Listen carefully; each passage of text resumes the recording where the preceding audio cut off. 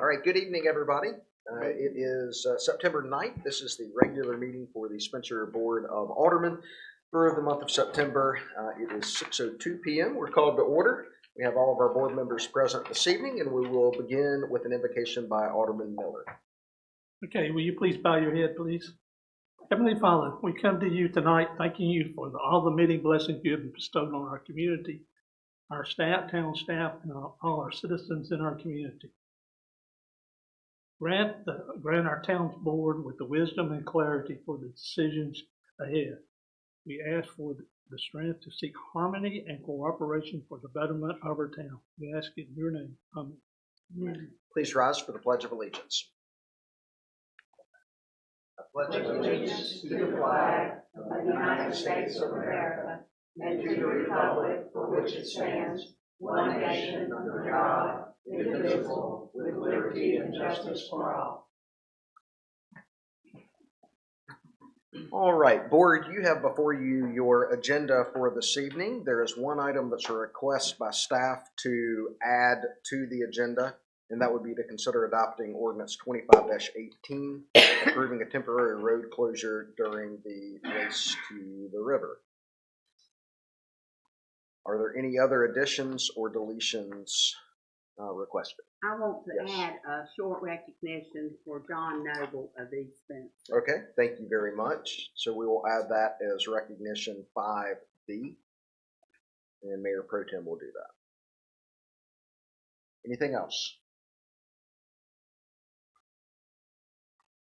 All right, and so Board, that being the case, where would you like to adopt or move the ordinance 25-18 for the temporary road closures during the race to the river?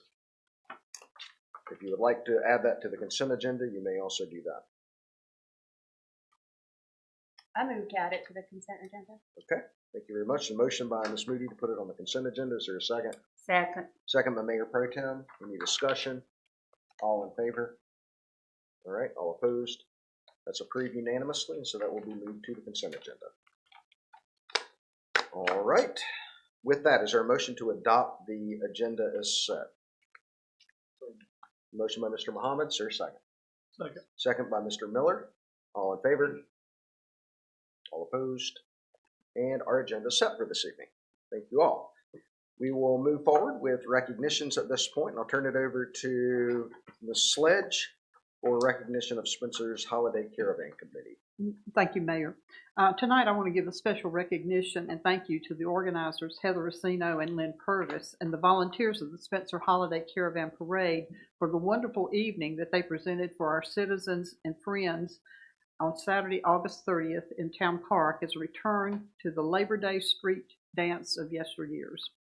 Those of us attending enjoyed the music of Divided by Four and were able to see 6 outstanding young women who were competing for the title of Miss Spencer Rowan. Thanks go to the judges who gave up their Saturday for interviews and interactions with the contestants. They were Town Clerk Anna Ward, Alderman Rashid Muhammad, and Melanie Pascal. The winner of the title of Miss Spencer Rowan was crowned by Miss Spencer Rowan 2004. Christy Thomas, who was back to crown the new Miss Spencer Rowan. Yes, you heard that right, 2004, 21 years ago. The winner this year, Rachel Webster, will represent Spencer in the Holiday Caravan Parade in November, as well as other events during the year. She's a graduate of Catawba College, UNC Pembroke, with an MBA, and is pursuing her Juris Doctorate at High Point University. First runner-up is Tatiana Clemens, a junior at Salisbury High School, and will step in if for any reason Ms. Webster cannot fulfill the duties of the term. Additional sponsors of the soon-to-become an annual event were Kathy Griffin, Spencer Moose Lodge, Spencer J.C.'s, and the town of Spencer.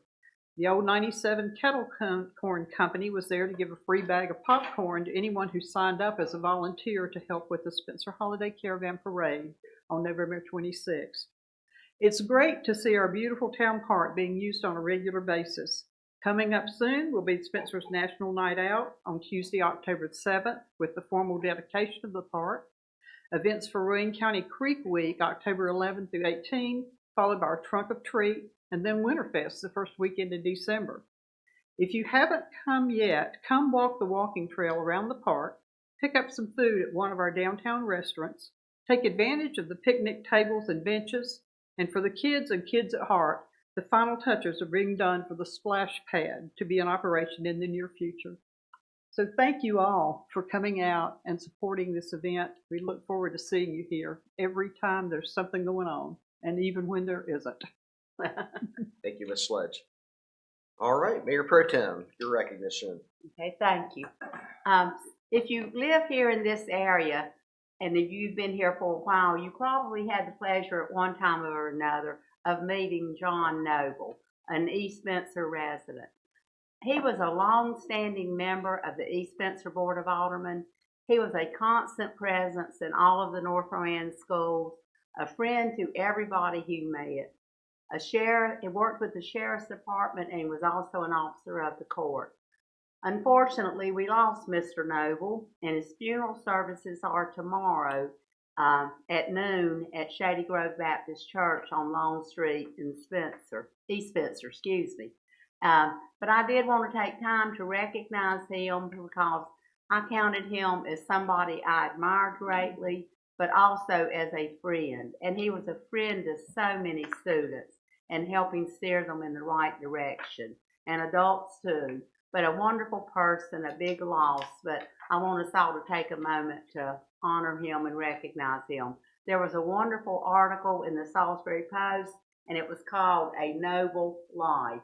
So if you didn't get a chance to read that article online or in the Salisbury Post, go back and read it and see all the contributions Mr. Noble made to our community. His legacy will last forever. Thank you. Thank you, Mayor Pro Tem. All right, we will move forward into our public comment this evening. We do have 2 individuals signed up for public comment. As a reminder, public comment is limited to 3 minutes. We will have a timer on the screen to help you with time, and we'll ask that as you come forward, if you'll just state your name and address for the record. And the first individual that we'll invite forward is Winna Howe.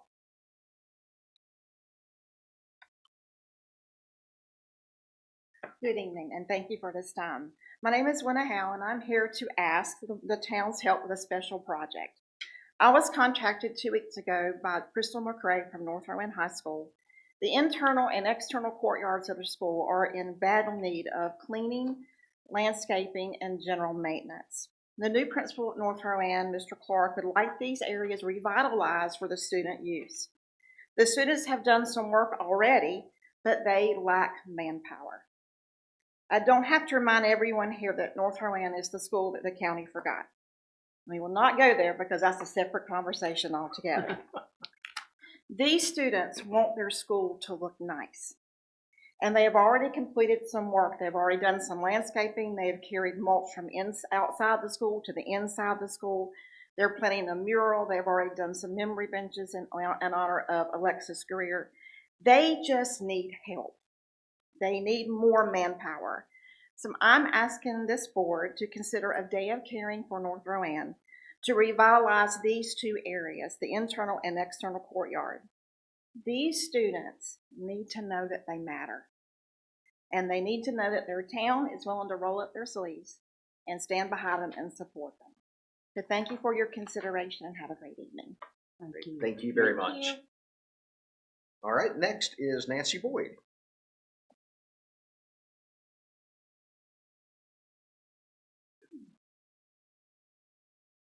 So I am currently a member of the Historic Commission as well as the Community Appearance Commission, and I'm here to voice my dissatisfaction with the new sign that was in front of the park here.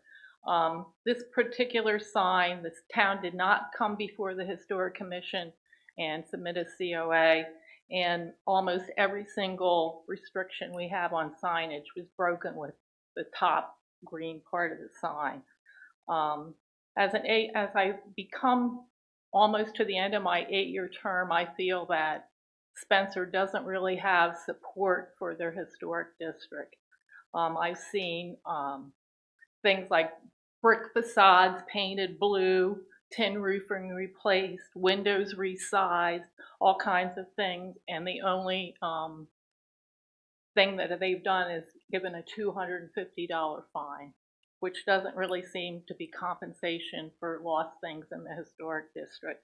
So I feel that if Spencer thinks they need this blinking, flashing sign, that it should be moved to a different area of Spencer and not reside within the historic district. Thank you. Thank you very much, Ms. Boyd. All right, that is all we have signed up for public comment this evening. We will move forward, Board, with our consent agenda. Board, you have several items on the consent agenda, as well as the additional item that we just awarded. Is there a motion to approve the consent agenda tonight?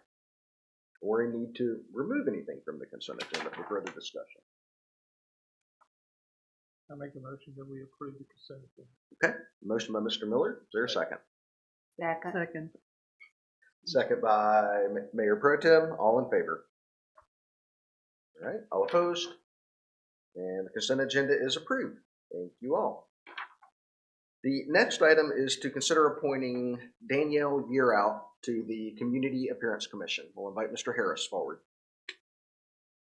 Good evening. Good evening.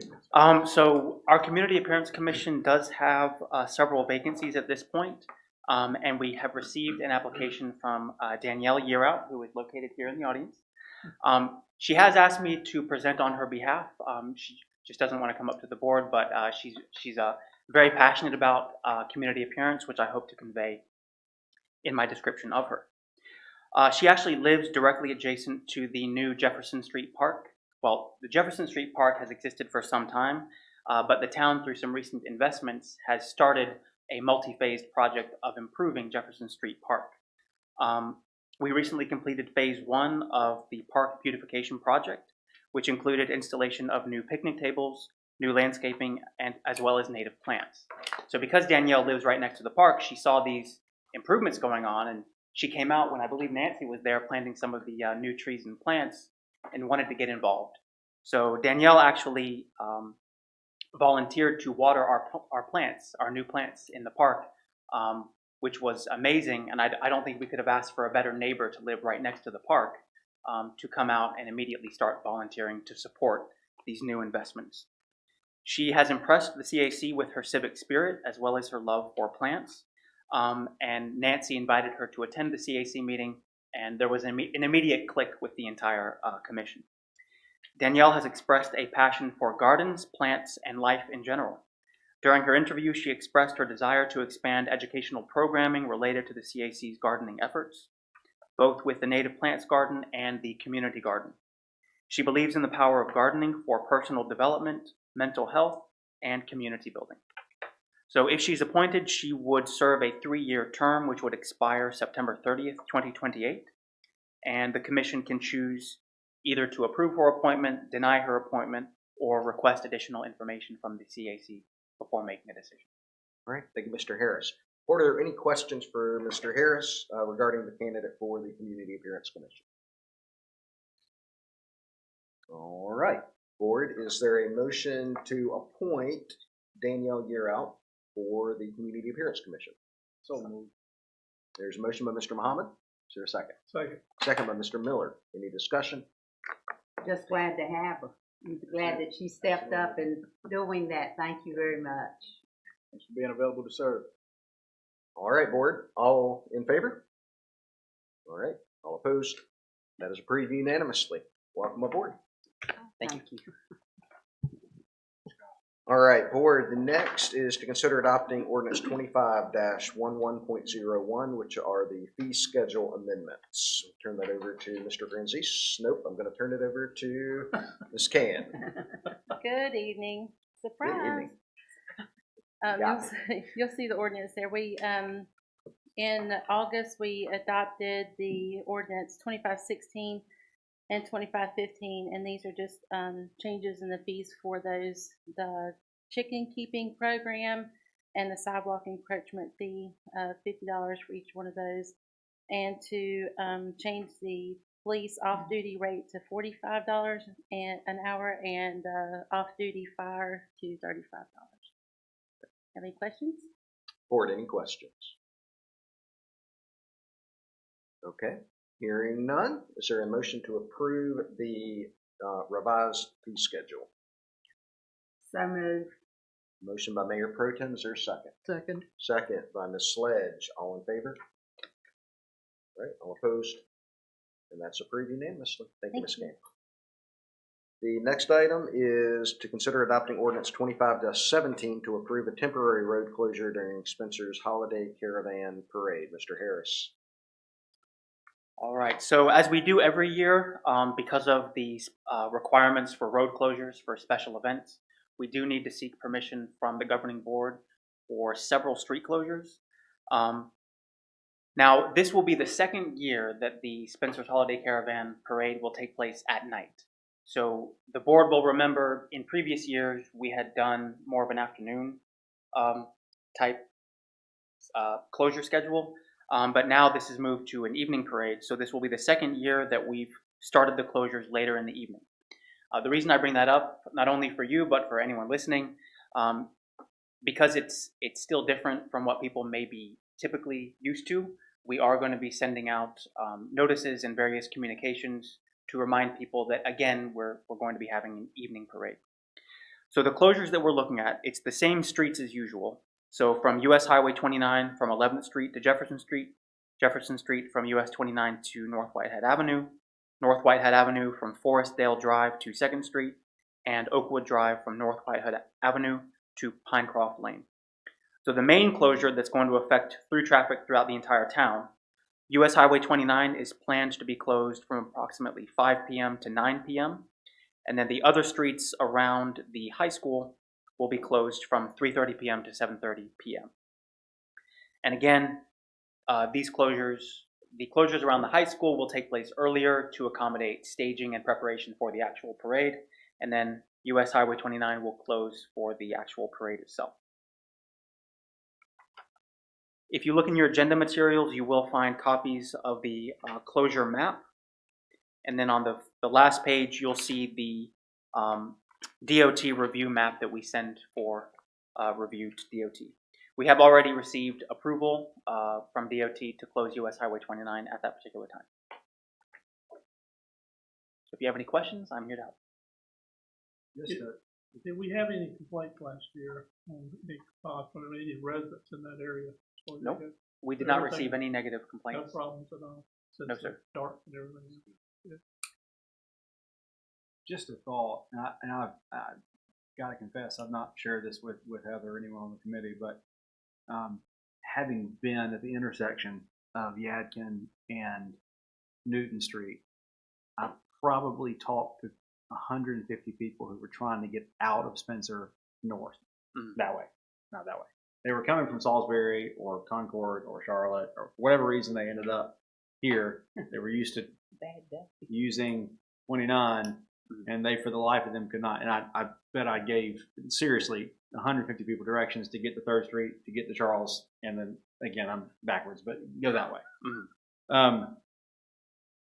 Is it possible to put that route as basically as a through traffic detour?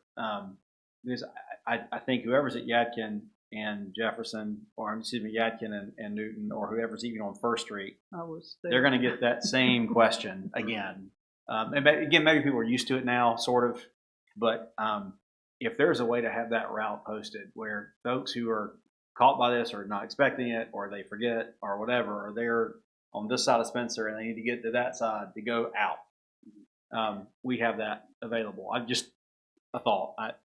Yes, so while I don't have the specific road maps and detour strategies in front of me, sure, I will say that we did recognize from the first year that the second year we wanted to make various improvements in, first, not only the number of volunteers we have to do better traffic coordination, but also to give those volunteers more information about detours and to plan ahead for the detour routes. Okay. I don't know exactly how that will translate to on-the-ground changes, but I'm sure that we will plan ahead this year, taking into consideration last year. Okay, cool. One option may be to consider printing note cards that have a detour route to show their closures. that you can hand out to people if they get to a particular spot and have to detour around. It's a good idea. It might be helpful if we could have those for the trick or treat event to hand out to people who come to trick or treat, or make them available at that point. Maybe that's too soon, I don't know, but I know Winterfest last year gave out a lot of information about what was going on at Winterfest at our trick or treat event.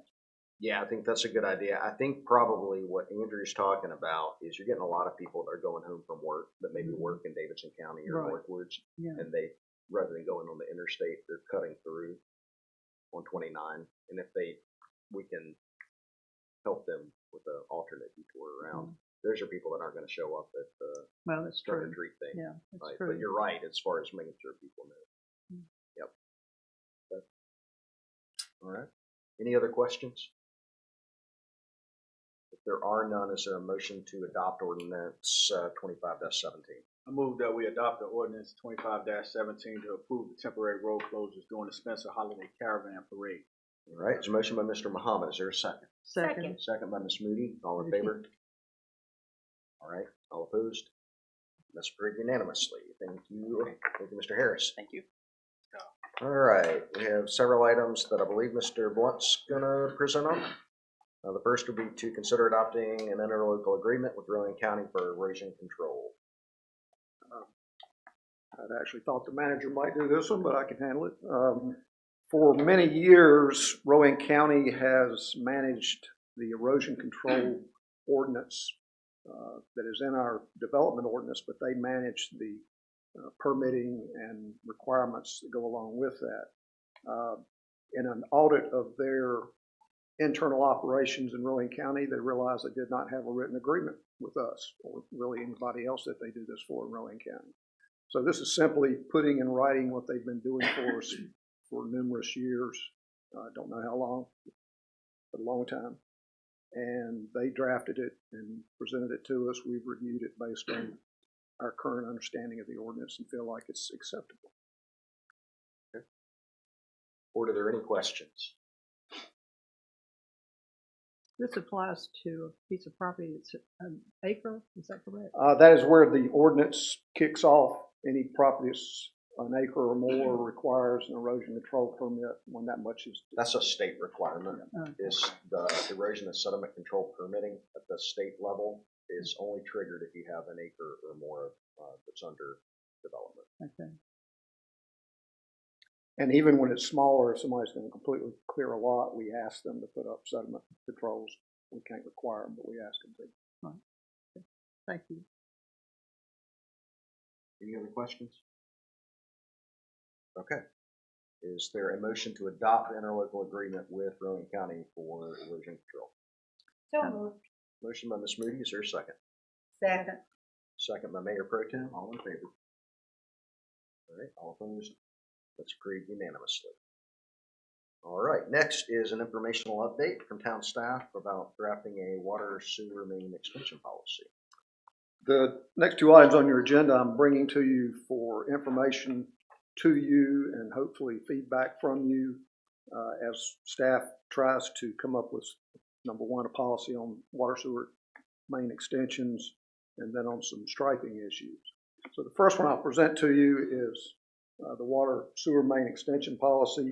For many years, since Salisbury and then Salisbury Rowan Utilities took over Spencer's water and sewer system, there's been included in their budget, Salisbury Rowan Utilities budget, $50,000 a year for water main and sewer main extensions within the town of Spencer. Those expenditures have been at basically our discretion with approval of SRU. And in the past, since I got here, we haven't used it very well.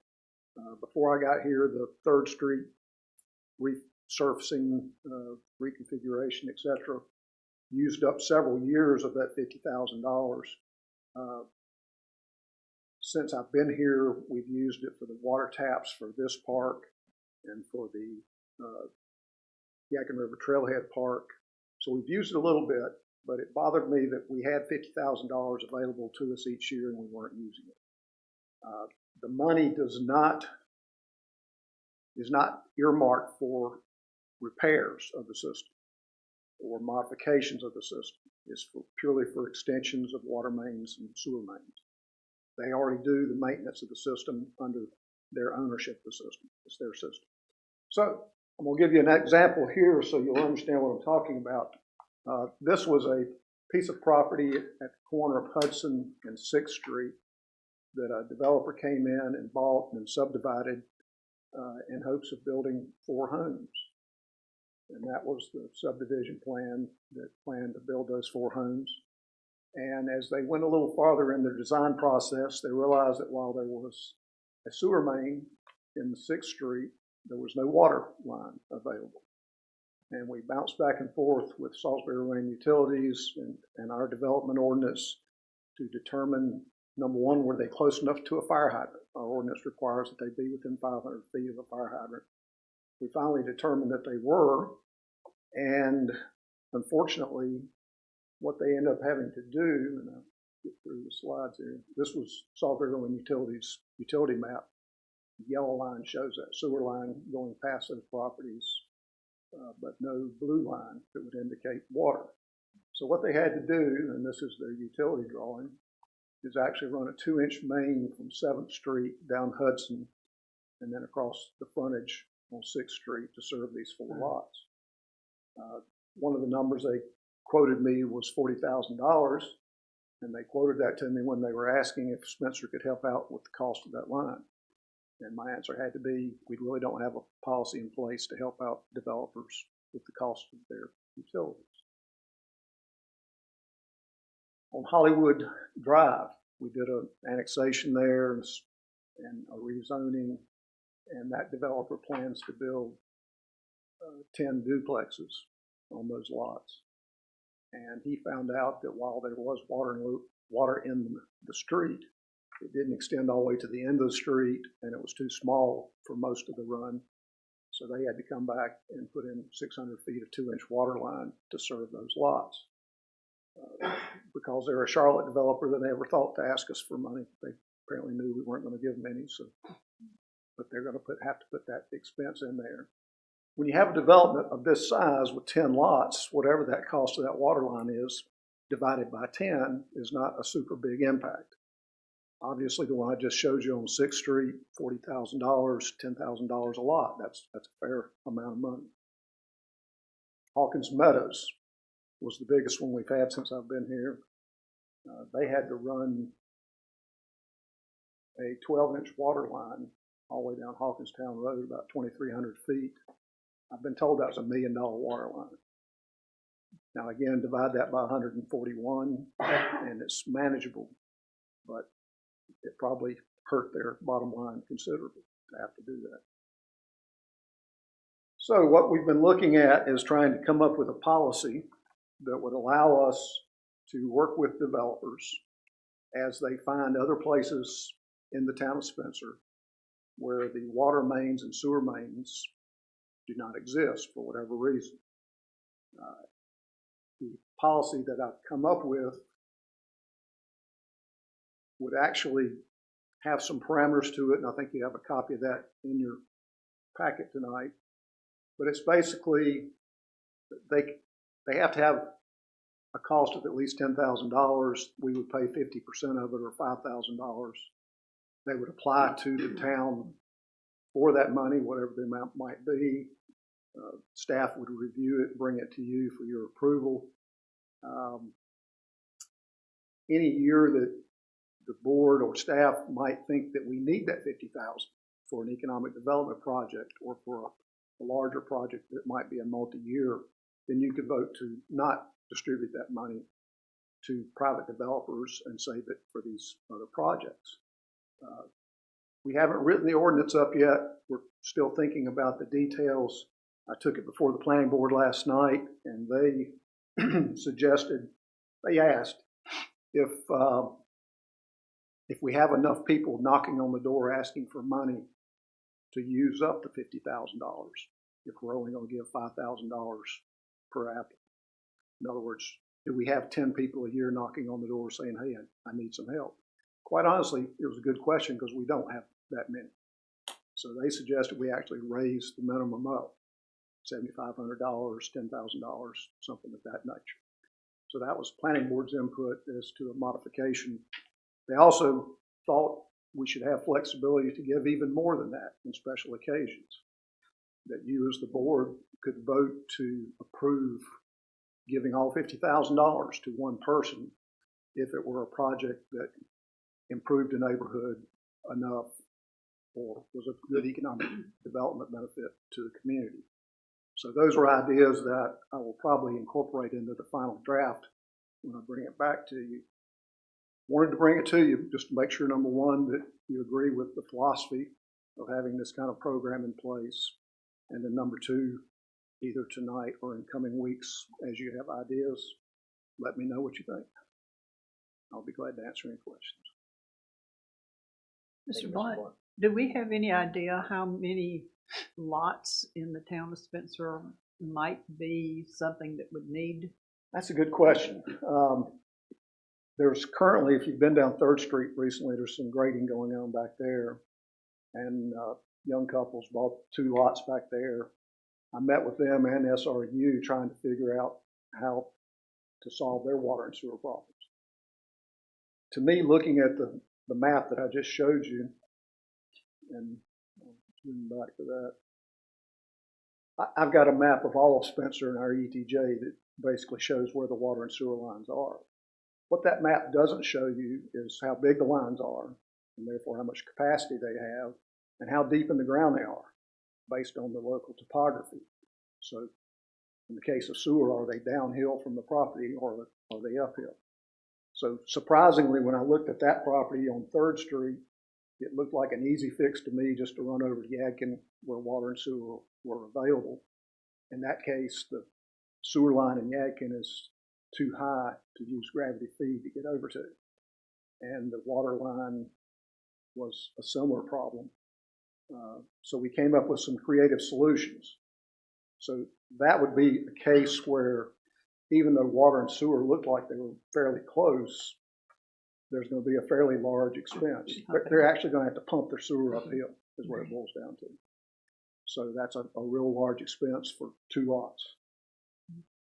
And you may have to have a pump on each lot, so that's 2 times the expense. So just to say, hey, there's gaps in the system, I could probably look at that map and tell you where the gaps are. But just looking at that picture doesn't tell you where all the problems are. Right. These houses built on 6th Street. If I'm not mistaken, is there a paved street in front of these houses? No, this is gravel. That's what I thought. Are we required to provide a paved street or not? If it were a new street for a new development, like Hawkins Meadows or any of these that we've built or they've built, our ordinance requires a new paved street. Since that's an existing street, it is a town of Spencer street. It just happens to be gravel instead of paved. And if I'm not mistaken, farther west, there's another block of undeveloped areas too. That's correct. Is that correct?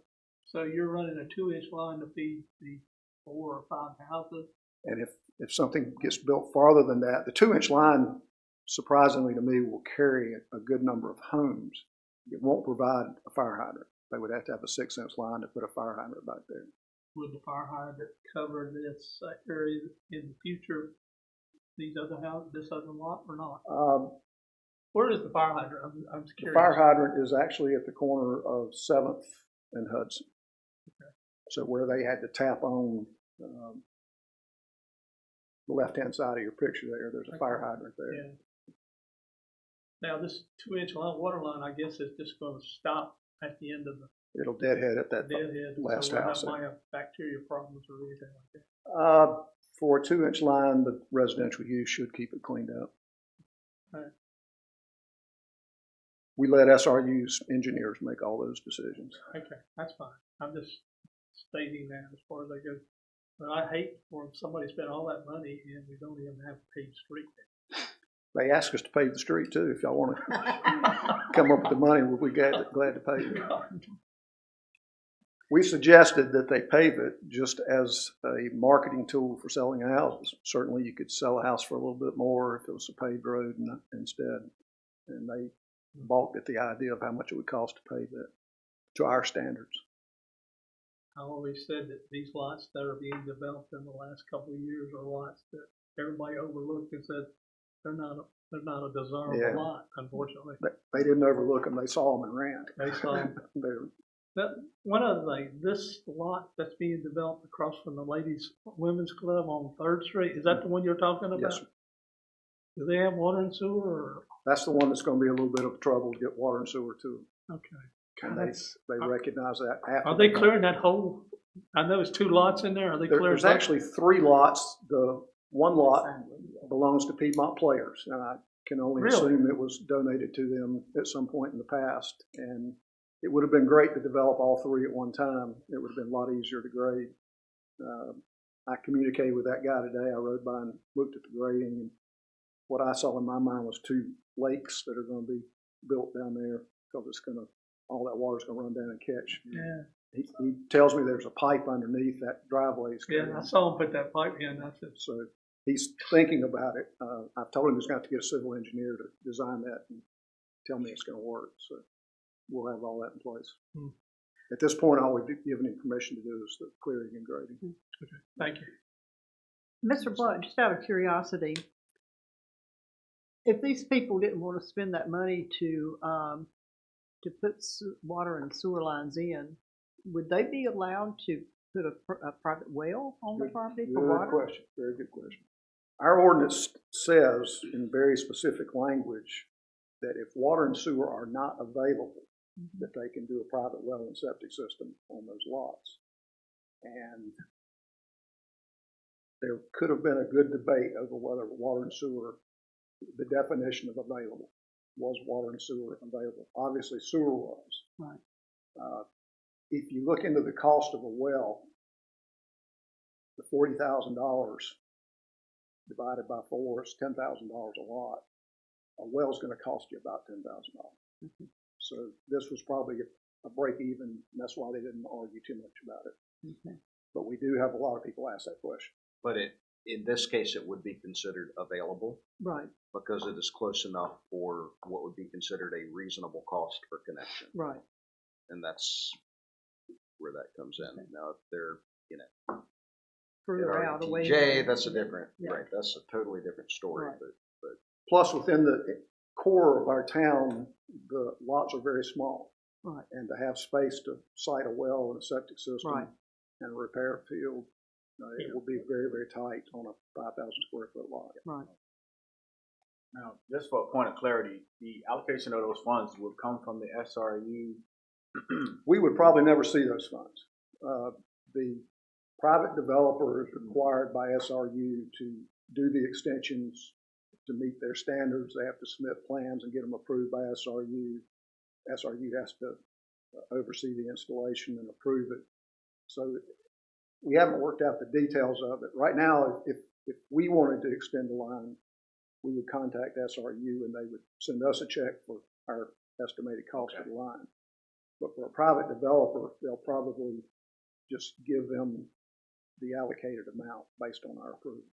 Your approval, not mine. Thank you. And the way I understand it is Salisbury is putting this in their budget every year. Every year. Is it possible they might remove that as far as they go?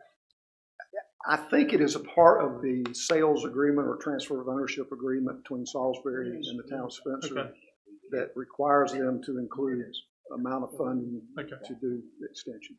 So there are several client communities that SRU serves. Granite Quarry and Rockwell and others have similar. If you look at Salisbury's budget, they have lines in the utilities budget that has the amounts for their various client communities. So it's not Spencer's money. This is funding within the SRU's enterprise fund that they allocate for these system improvements, and they're simply looking to the client communities to give them direction on how to use that funding. But if we don't do that, then basically it does not get used. Yeah, it's one of those things. If you lose, I just wanted to make sure that was clear. Right. So, all that to say is it would be a shame for us not knowing that we have areas of the town that do need extensions, that we would not use that on an annual basis to help with that. But the idea of being able to partner with the development community to where we share those costs, I think is critical in being able to do that. It's the only way that some of these projects that we would be able to help get them done. Yeah. We wouldn't necessarily be able to do some of them on our own. So what I'm hearing is you do support the concept, and Absolutely, on my end. if you have any ideas, let me know. I'll try to get this drafted for your next meeting and bring it back to you. Is this this strikes me as being a pretty representative cost point for something like this. I'm sure it's done cheaper, but for the project, is this a pretty typical cost? $25,000, $30,000, $40,000, $50,000? For this kind of thing? I hate to say, if they needed a fire hydrant, this would have been a 6-inch line instead of a 2-inch. And the cost increase is geometric. It's hundreds of thousands of dollars. Yeah. It would have killed this project if they'd have had to put in a fire hydrant. Gotcha. The reason I say that is, and I get the $10,000 maximum and want to, share the wealth, as it were, but realistically, if this got going, 2-3 projects a year seems like the kind of the max of this. Guys, I think we raised the maximum to 25 or 30, or maybe the whole thing. If someone wants to come in and they want to do a $100,000 project and we're going to put up half, and that doesn't set aside the bigger projects we're talking about, but the only reason I tried to put a cap on it, an interim cap, is that the projects come in through the year. Sure. And if the first guy comes in and says, hey, I need $40,000, and you gobble up the whole fund to do one project, then you're not going to be able to do anything else for the rest of the year. I think the thing that we need to have to be able to consider is what is the potential tax base increase of the development? Because if you have somebody coming in asking for, say, $30,000, right, for the project, out of our $50,000 a year, and their economic benefit is going to be in the millions of dollars because they're developing 10 homes, compared to somebody that's coming in asking for 30 and it's only going to be 2 homes. There's a big difference there. We need to be able to justify which one's the better return on investment and prioritize those. We can certainly provide that information to you when we make the presentation. I think the other thing to consider too, we may get into a situation, and this would qualify if you have an area of town that needs upsizing because you have a development or something coming in. That would need to be considered too, because that ultimately provides a better benefit to existing customers as well. Our current ordinance on that issue says right now that for this project, for example, 2-inch was adequate to supply the 4 homes. If we had wanted to put in a fire hydrant, our ordinance says we pay for that. We pay for the upsizing. Right. And I think that's fair because we're trying to provide services to a bigger. But we got to consider those things. What is not just for a particular development. What do we need to be considering down the road for the good of everyone? Any other thoughts or questions or direction from Mr. Blunt? I think if the money's there, we certainly need to take advantage of it. Right. Agreed. Good. Okay. We'll keep working on it. Thank you. Next item is an informational update for town staff to investigate the cost of a striping plan consultant and use of bike lanes on Whitehead. Mike's going to bring up that slideshow. Those of you that were here in 22-23 remember that we had this discussion about bike lanes for Salisbury Avenue out in front of Town Hall from 17th Street down. As we are starting to think about things again like that, I wanted to bring back to you 2 concepts that don't need immediate attention, but I do need your input so we'll know whether to keep working on these ideas or not. This is your Spencer East Spencer Comprehensive Bicycle and Pedestrian Plan, drafted in 2016, approved by this board. And in that plan, there's this map that shows bike lanes from 17th Street all the way to the river along Salisbury Highway, Salisbury Avenue, and US Highway 29. So this idea of putting bike lanes there has been around for a long time. It is supported by public input, which was critical to this planning process. So we know that it's something that our citizens want, and we know from what's happened out here that it works. It hasn't been a detriment. We haven't seen traffic jams. We haven't seen problems with people getting out of the Transportation Museum. So it works. And we do have people using that, riding bicycles, more and more each week and month. In that plan, it tells you all the benefits, and you've got a copy of this, so I'm not going to read all this verbiage. But that plan tells you why you should have bike lanes, and why you should have sidewalks and multi-purpose lanes. So I'll skip through all that good stuff. This is one of my favorite slides, and again, you've seen these before if you were around for the previous decision on bike lanes. This one comes out of NCDOT's Complete Streets Manual, but in my mind, that's what a street should look like. It should have bike lanes, it should have wide traffic lanes, it should have sidewalks, it should have safe cross roads, and that's what we would like to see through that whole length of Salisbury Avenue. And I'll talk about Whitehead in just a minute, same concept. One thing you see in that drawing that we don't have out here is curves. And curves slow down the traffic, gives you a lower implied speed limit. When you have long, straight, wide roads, people want to go faster than what the speed limit is. And adding bike lanes and center turn lanes to a road of that size, putting on a road diet, as they call it, actually is one way to calm traffic, slow things down a little bit. When we did this project out here, we got rushed by DOT because they kept telling us they were going to pave it or refinish it, resurface it at any minute. It was just going to happen overnight. So we rushed around, panicked, trying to get it approved and brought it to the board. The board debated it and finally approved something. And then we found out it was up to us to come up with this actual striping plan. And that's why I'm before you tonight, several months, if not years ahead of time, because we don't want to get in that panic again. We had to hire Kimley Horn to do a plan. That's just one sheet of it. I think it's about 6 sheets that gives detailed dimensions of the turn lanes, of the traffic lanes, the bike lanes, and where the signage would be along that route. This is NCDOT's interactive resurfacing map. And as you can see, the section that we put bike lanes on was scheduled to happen in 2022. It actually happened in 2023. But we did get the plan in place, and they did restripe it and did a nice job on it. The remainder of Salisbury Avenue, US Highway 29, on their map is scheduled for 2027. And when I first started putting this presentation together, what I've just said is exactly true. I wanted to get it ahead of the ball, get it before you ahead of time so that you would have a chance to give this some thought and let staff know that we were headed in the right direction, because we do need to figure out how much we're going to have to pay a consultant to do that striping plan, because that will have to get forwarded into a budget process. And it'll take us a little bit of time to do that.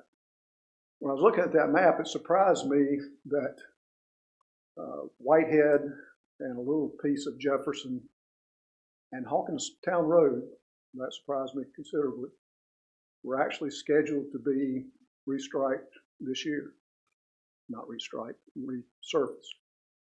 And as we have been struggling with the now infamous EB 5861 multi-purpose trail that is now designed to run from 7th Street down Whitehead, up Oakwood, and then up Charles to Salisbury Avenue to the river. We have struggled to get enough money to make that one happen. We have DOT money. With our match would be about $4 million, and we have been told by our consultants that's not nearly enough to do it. As we were meeting on that process and actually walked some of that trail with our consultants, it got me to thinking, how wide is that road? These are actually pictures of Salisbury Avenue. Let me get to the pictures of Whitehead and Jefferson. And again, to give you some background that you're already aware of, the EB 5861 is intended to be a 10-foot wide paved multi-purpose trail, sort of like a sidewalk, but wider so that you can have bicycles and people on it at the same time. It's not designed initially to be in the roadway. It's designed to be more like a sidewalk in the right of way of the street. Along Whitehead, unlike Salisbury Avenue, it's obviously not that wide. And our first inclination was it's not wide enough to do bike lanes. But a little more research, what I've come up with is this is our town requirement for commercial streets. And those numbers I have circled that you probably can't read tell you that the traffic lane should be 11 feet wide. That's also DOT's standard. I did a lot of research on how wide bike lanes should be. Ours out here are very wide. Salisbury's are more like 5 or 6 feet. Ours are so wide because we had so much road width to work with. But the consensus of most of the stuff I've been able to find is that bike lanes should be 5 to 6 feet wide. And it just happens to turn out, if you take the two 11-foot traffic lanes and two 6-foot bike lanes, you come up with 34 feet. Surprise, surprise. Starting at 3rd Street. Now from 7th to 3rd Street, it's a very narrow road, and this process won't work. But starting at 3rd Street going towards the high school, the road is 34 feet by my measurement. In front of the high school is 59 feet. Sometime in the past, I have to assume they may be parked buses out there. I don't know that for sure. But for whatever reason, it's 59 feet in front of the high school. As you get past Oakwood, approaching Jefferson, it actually narrows just a little bit. It goes down to 32 feet. The 32 feet would allow 5-foot bike lanes.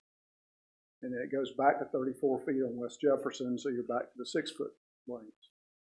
And just in the effort to be totally honest and open with you, the intersection of Jefferson and Salisbury Avenue is a problem. As far as getting the required traffic lanes, turn lanes, and then bike lanes through that intersection, I'm not sure what the answer is yet. But what I'm coming to you ahead of time for is so that we'll have time to figure that out, so that our consultant can help us figure that out. And DOT can help us figure that out. This is what Whitehead and Jefferson look like. Fairly wide, straight, perfect place to put bike lanes on either side. Now, that doesn't mean that we give up on EB 5861. It just reduces the need for the multi-purpose lane anywhere we can put in the bike lanes and then put in 5-foot wide sidewalks. And every time we have a development in town now, because you voted for it, whether it's a single lot or 10 lots, we require them to either put in new sidewalks or, in a lot of cases, it's easier for them to do payment in lieu of. And we're starting to build up a fair amount of money in that fund that will help us pay for sidewalks, hopefully along Whitehead. So once we would complete that, you'd have something that looks like that, 5 miles of dedicated bike lanes, most of it Salisbury Avenue and US Highway 29, but an important piece that would run down Jefferson and then go down Whitehead in front of the high school. What does that accomplish? It accomplishes all those connections. Those are some of the goals. Some of you will remember the nodes and connectors slide from many presentations ago. But it starts to make those connections from Standback Forest to the Transportation Museum to our new entertainment district that we've talked about recently, the schools, and then out to the river, the Yadkin River Park, and the multi-purpose Yadkin River District Plan that we've presented to you in the past. So, again, what I'm looking for from the board is some level of consensus that we're on the right track, that you want staff to continue to spend some time and effort working on this process and then come up with a price tag for the consultant that we'll need and roll that into the budget process in the coming years. I'll be glad to answer any questions. Board, what questions do you have? Charles Street is a state highway or state road, is that correct? Which one? Charles is a state road. A portion of it is. Portion of half of it is. Yeah. Okay. Elementary school out to Oakwood to Third is state. correct, and then And everything from Oakwood to Salisbury Main Street is town. And then Whitehead is. So in front of you would be town maintained. Okay, The portion basically from Oakwood at the elementary school and up Third Street is state maintained. and the state would not be inclined to build any sidewalks around the schools, is that correct? Well, okay, so, and that was a comment I was gonna bring up. If you recall, part of this EB 5861 was also to try and do school corridor safety improvements Right. to provide sidewalks between all three of those schools. I think to an extent, the bike lanes are a quick interim solution, at least at the high school and up Jefferson Street, because they do provide some bit of differentiation between where folks could technically walk if there's not a sidewalk in the roadway. But what I don't want us to do is lose sight of the need for those sidewalks around those schools. And you'll see on this map, the EB 5861 is still an integral part of this. I showed it in dotted lines because we still haven't overcome the funding problem. Right. But we still have great hopes of completing that. And possibly if we can eliminate the cost of doing it where I'm thinking of putting these bike lanes in, or at least reduce the cost. A 5-foot wide sidewalk is a lot cheaper than a 10-foot wide paved multi-purpose lane. Then we can maybe get at least those two sections, and that would provide the connection to the elementary school and middle school. Does the Safe Schools program have any money? No, No. they have a lot, that Complete Streets program they've got, it's a beautiful program, it's got lots of good advice in it, but $0. No funding. Okay. Thank you. You know, one of the things I know we went through a lot with this initial restriping, and a lot of public input, support for, support against, you know, all those sorts of things. I think more so for me than anything as we look towards future restriping plans and the potential, especially around the school and also out to the river. You know, the bike lanes are great and they are used. I see people using them. But it's almost, for me, as I look at it, it's less about the use of the bike lanes and what it's done to slow traffic down. And some people are going to complain about that. But the reality is we needed to slow traffic down through this town with what we were seeing with people speeding through and that sort of thing. And I think that's important out towards the river as well, if we're talking long term about building that community in that direction and connecting future development at the river. So, I mean, my personal opinion is I think we've seen very good results from this. The biggest drawback would be some of the accidents that have happened up around Food Lion. But I think had we gone ahead and extended it, we probably wouldn't be seeing some of those issues to begin with. So, and if we can fix the problems at that intersection, that's the big thing. Yeah. That striping there is really confusing at that intersection, because if you're coming from the river area and want to turn into Food Line, I think that what the highway intends for you to do is to go all the way past that first entrance and turn in. Because the way it's striped, I think if you cross those yellow lines, you're in violation. So maybe this is a chance to fix all that at the same time. We'll certainly talk to our consultants about that once we can get them on board. Yeah, I think when we were discussing this issue on Main Street, I know Mr. Howell was made a little bit of we were going to vote against this. I know at the one time that he he proposed maybe we need to stop right there at the top of Jefferson Street and to keep our 4 lanes going as far as that goes all the way north.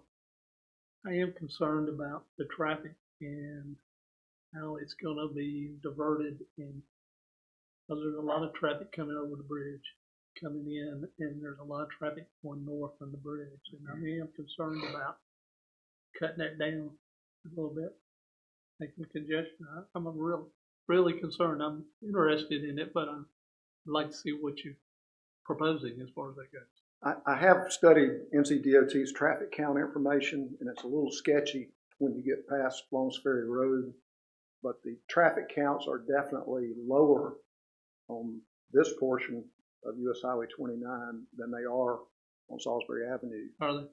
So that the volume of traffic is I'm much really less. concerned about right there at Charles Street off Main Street where they turn into the schools and everything else, because that's going to be an area that we talked about, maybe possibly putting a light there, going down Long Ferry and going across Charles Street. That's a dangerous area. Well, there's a whole nother project having to do with the bridge coming across the railroad tracks. If that ever happens. And when they do that, it will create a T intersection or a Yeah. cross intersection, a square intersection, and it will be signalized.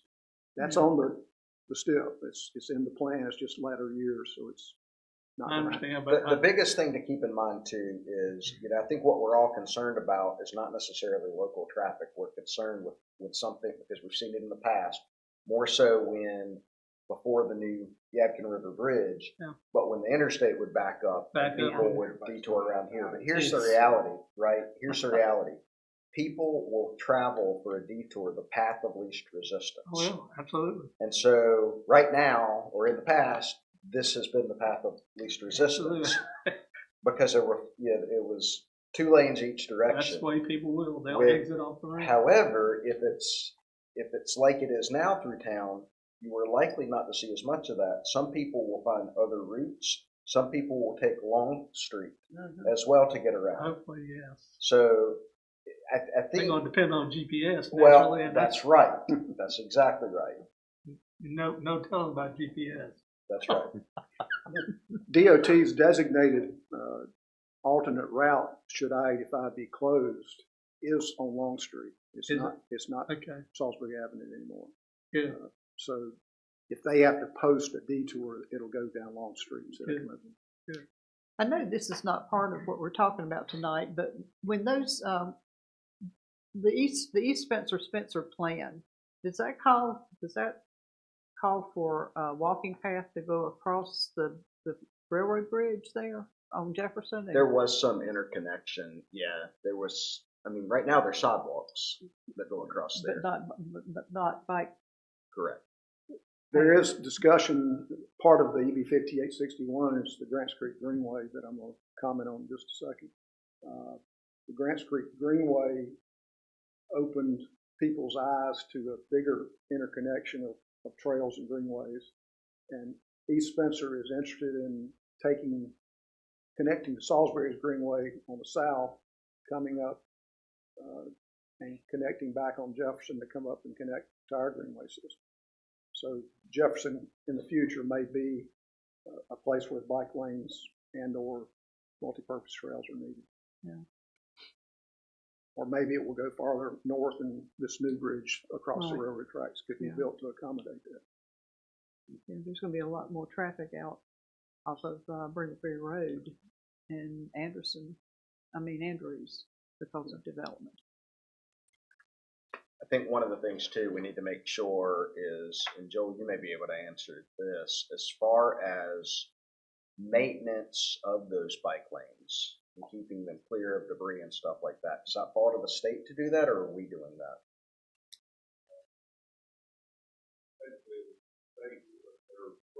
Right. Yeah. So I think, that's the other thing we need to consider, especially as we go out towards the river, is if we have those sorts of things. It's not as big of a deal necessarily where you don't have curb going out towards the river, but it is here in town. I think we do a pretty good job of it. I notice when I go the other direction, those bike lanes to the south are sometimes they're not as well maintained. And so, you know, if we're going to have bike lanes, we need to make sure we're keeping them clean, or we're pushing the state to keep them clean. Totally agree. It's always a shock riding down the bike lane and hitting something that you didn't anticipate. So, yeah, I totally agree. So it's my understanding that the state's gonna pay Whitehead this coming year, whether we decide anything or not. Say this coming year with a smile, because I'm not sure Well, that they'll get to it this coming year. Proposed. But Probably next year. It's just like that bridge that Maybe. you're talking about going on. when they repave it, they will stripe it, and if we don't do anything, they'll restripe it exactly Just like like it it is was. today. Yeah. So this is our opportunity So the to make some key is, changes. if the board is interested in exploring doing something different, we need to make sure staff knows that we're providing them that directive to explore it, and then also notify DOT that when they get to it, to make sure that they're consulting with us so that they don't resurface it and restripe it exactly as it is, if there's a chance we want to do something different. I think it's important that we do go ahead and allow these bike paths and have some work done for this EB 5761. 5861. Yeah, so that if we do, we've already got a head start, because that's one of the things they're gonna look at if we propose, you know, if we're in the ballpark of trying to get some money for that. So I really think this is the way we need to go, because I think we've all stressed we need sidewalks down Charles Street for our kids.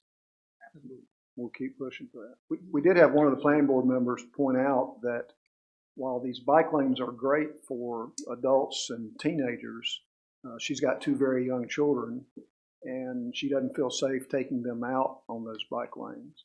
And I totally agree, they're not meant for young children. But it does make me wonder how we can come up with some bike routes or biking areas or something that would accommodate those younger children. I see one young family when I ride on Saturdays and Sundays up here using our little maintenance stand out here. And they're cute little kids on cute little bikes. They're all wearing helmets. Mom's got hers on, and it's just exciting to see that kind of thing going on.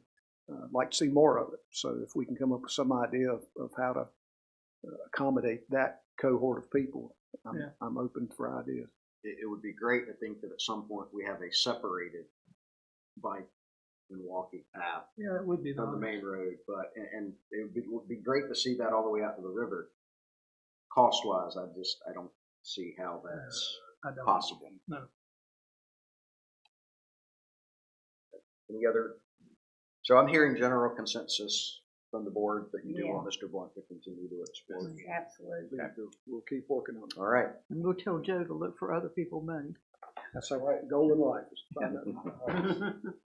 All right, very good. We'll move on then to our departmental reports, and we'll move to our planning report. Thank you, Mr. Chairman. It's good to be before you again after all that.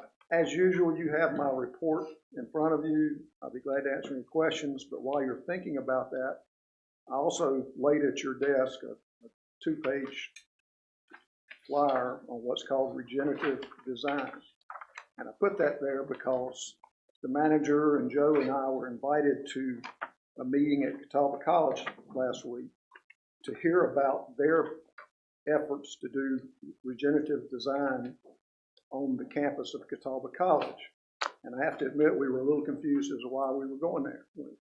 Joe thought it was because it said degenerate instead of regenerate. That would make a lot more sense. It really would.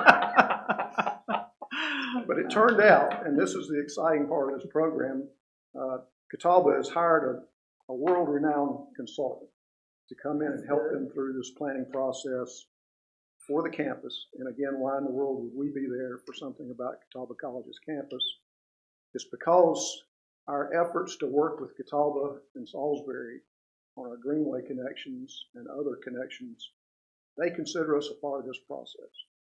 And for Spencer, you should be proud that we have been asked to be at the table for something that could be as earth-shaking as this kind of planning process.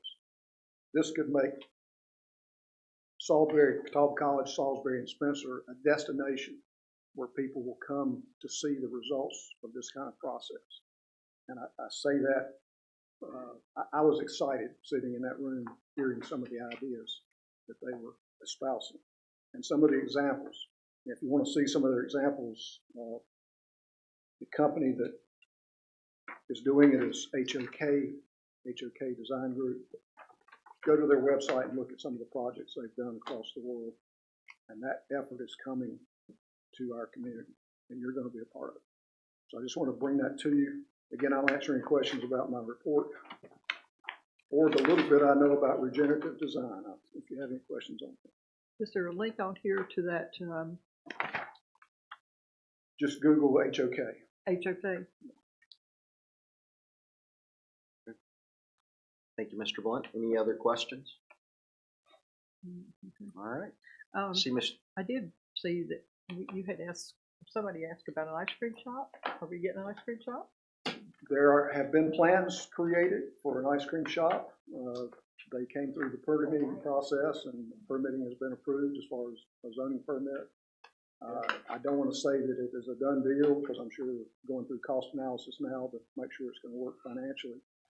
But I feel fairly confident that we will have an ice cream shop in downtown Spencer. Very good. And we also saw the first iterations of a new restaurant in downtown Spencer. Renovation of an existing building into a beautiful restaurant with a rooftop bar. And that's an exciting prospect. Again, it's in the planning stages. Nothing's been approved, nothing's been funded, but it's exciting to see those kind of plans come across our desks. There's a tremendous amount of work being done down at the Bojangles. Is it going to remain a Bojangles, or? It will remain, it's just a renovation project. So they were just renovating that. If you've noticed, kind of all around Rowan County, all of the older Bojangles have been or are being renovated. Okay, well, I haven't they're seen doing it the yet. one out by the Rowan Community Center on Jake Alexander as well. Yeah, that's right. Bojangles and Food Line both. All right. Anything else from Mr. Blunt? Quotes. Let I me like ask the you one quotes question as real well quick. too. The sinkhole on Main Street, is that the dance studio that we're still talking about down here? The contractor that looked at it and was going to buy it and renovate it had trouble initially getting insurance to purchase it outright.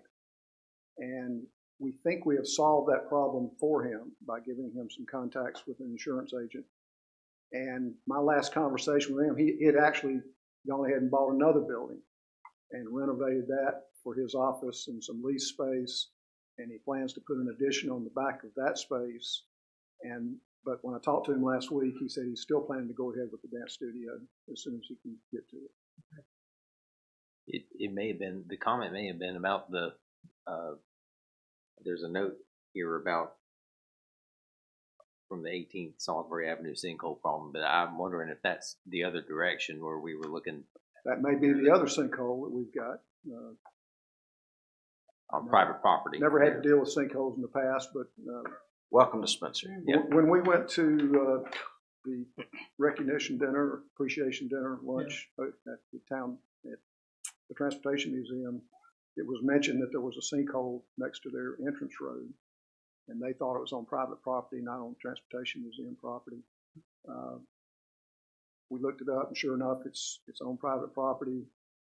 There had been some discussions with Joel and DOT in the past about getting that fixed because they assumed it was a pipe that ran under Salisbury Avenue.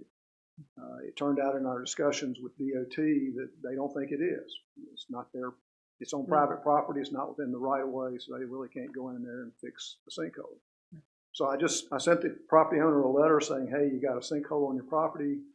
We'd appreciate you taking a look at it, see what you can do. She immediately responded, hired a contractor. He came and met with me. They plan to take off that top section and cap the pipe underground and then refill it and grade it over and fix the problem. So that's what that sinkhole was about. Okay. Sorry I didn't define which sinkhole. All right. Anything else from Mr. Blunt?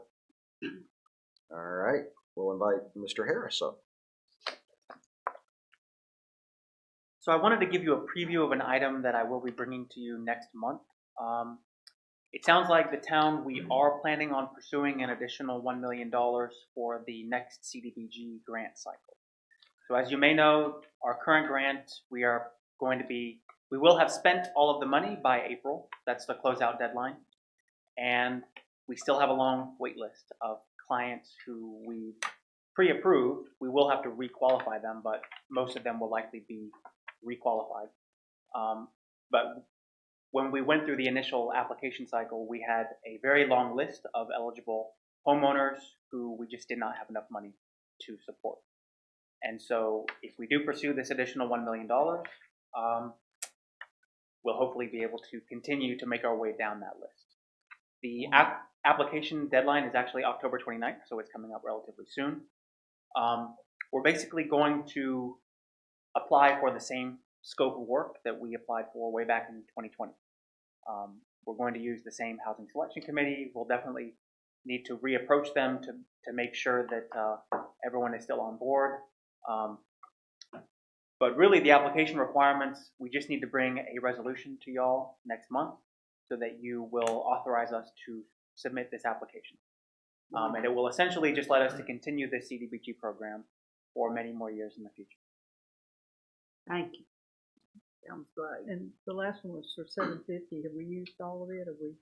Yes, it was for $750,000. We have not spent all of it yet. We have 2 additional large projects that are underway, and we anticipate that that will spend most of the rest of it. We may have enough left over for a smaller 5th project, but that will be absolute last that we would be able to do. And we will have used it all by the deadline? Is there a deadline for usage on it? It is April. Well, April is the closeout deadline, and earlier next year is the spending deadline that we have to commit the funds. We are on task to spend all the money by that deadline. And we settled up there was an issue, I think, about something that was done prior to authorization. Right. That's been settled. Thanks be to God, the environmentals were all approved after the fact. Yeah. So those monies will not be recaptured. Did we, and I know we talked about, or at least kicked around, getting permission from some of these homeowners, because I mean, I know we took that tour back in March, and some of the homes that had, had the upfits or the rehabs or whatever. Did we ever get or pursue permission to kind of put some of that out there publicly, just not for our benefit, but just so people know that, hey, the town's doing this, these people are participating, they're getting access to these funds and the neat projects that result. I mean, I think it's a great advertisement for itself. I think, well, I have not pursued that idea, but it is a good idea. I think what I'd like to do is get our final 2 projects for this current cycle done, and then if there's a strategy that we could do a communication blitz about the success. Cool. Okay. Now that we've successfully closed out that grant, that would probably be good timing. That way we'll have all of the successful projects to share at the same time, contingent upon those homeowners letting us do so. Gotcha. Yeah, I guess I say that because we've obviously had lots of conversation about properties need rehab and code enforcement, et cetera, but here's a proactive program that helps people stay off the code enforcement list. I mean, right. Which I think we need, we need, you know what I mean? I appreciate that. Do you have any other questions about the CDBG process? It'll basically be a rinse and repeat. You'll be seeing more of me. Does any of that fit in with the project that you guys are involved with UNC? Not particularly. What was it, 100 counties is what they called it? Right. So the town of Spencer is continuing to participate in the 18-month Our State, Our Homes process. Mm-hmm. In fact, just last week we went to forum number 3. It was very good. We learned a lot about like local government and state government policy that can accommodate affordable housing. But the CDBG program is so specific because it is a federal program, and because at the end of the day, the money doesn't stretch particularly far because we're spending so much to fix up each individual property that it's not really a broad-based solution. It's more of a targeted intervention for extreme case properties. CDBG does definitely help affordable housing outcomes both here in North Carolina and across the country. But because of the federal regulations around it, it's very targeted. It's very bureaucratic at the end of the day. That's why it's taken us so long to do it. So I guess the simplistic way to get at what this whole statewide initiative is about is they've shown us a few different times in a few different ways a matrix between development of new housing and rehab of existing housing, and that contrasted with home ownership versus rentals, and how, you know, market based. Where do you find the solutions on that matrix, and where do you concentrate your resources? Where does the investment come? And those are complicated questions that 14 teams across the state are looking into. But it certainly plays into it. But I think the overarching goal, and Kyle, maybe we came away with two kind of specific goals through our process last week that might be helpful to share. Yeah, so to bring you behind the curtain, so to speak, on the process that we're working through. So our team, which again, to remind everyone, the town of Spencer, the city of Salisbury, Salisbury Community Development Corporation, F&M Bank, and Carroll Fisher Construction Company are our core team. And we are basically working through developing a strategic plan on how we can bring the ideas that we're learning from the School of Government to implement locally. So the two priorities which we're currently kind of honing in are as follows. So the first is we're trying to identify how to identify and safeguard more resilient funding streams for housing. So as we know, the federal landscape for housing spending is becoming increasingly uncertain. I believe they said that the home program is going away, or at least it's at risk of going away. The CDBG program in the current political environment is always threatened to be cut. So our strategy is to figure out, well, how can we work better with local donors, institutions, local governments to create dedicated housing funds that can more quickly and reliably help the most needy homeowners, so that we're not necessarily relying on outside government entities, especially at the federal level. Even at the state level, we're trying to figure out how to develop a healthier ecosystem of funding for housing initiatives locally. And then the second priority that we have is actually, and Steve Blunt may be interested to hear this, we're trying to put together a network of small-scale developers. We're trying to get a network of small-scale developers who may be willing to partner with us to further affordable housing goals. So one of the things that we found is that smaller developers do a lot of local development, but they often don't do affordable development due to financing gaps, obviously. There are many ways that smaller developers can be part of the solution to the affordable housing crisis, whether that's through creative zoning, creative financing. You know, what are the partnerships and systems that we need to put in place to incentivize small local developers to pursue affordable housing products? So we're trying to put together sort of an all of the above strategy on that. We think there are really good examples across the state of things like that happening.